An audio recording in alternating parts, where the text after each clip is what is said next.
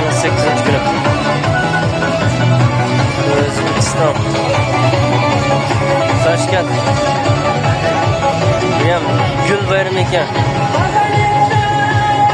Gullar bayrami deydi. Odam yomon ko'p. Qara chiroq.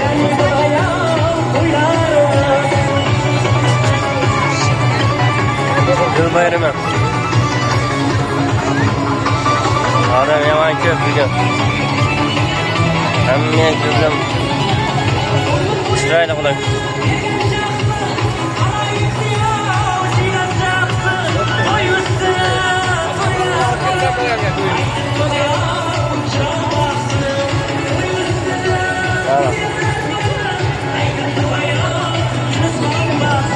Ayakta mı adamı var?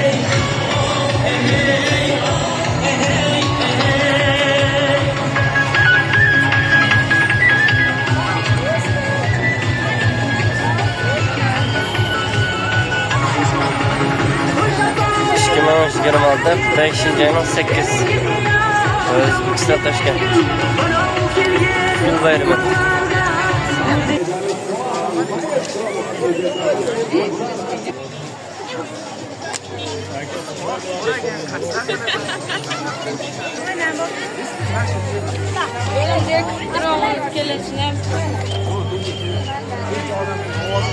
Odamga so'ragan, qayerdan bilasan, qayerdan ko'rsan, gaplash, keyin gapirib bo'lgan.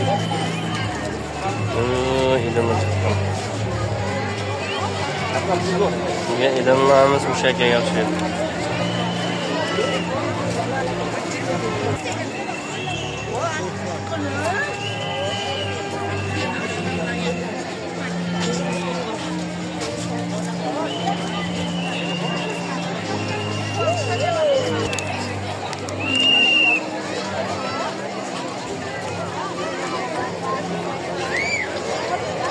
Sizden de oynayıp git ama.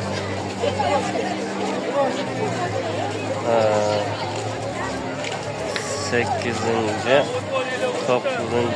10. sınıfa dönmüştüm.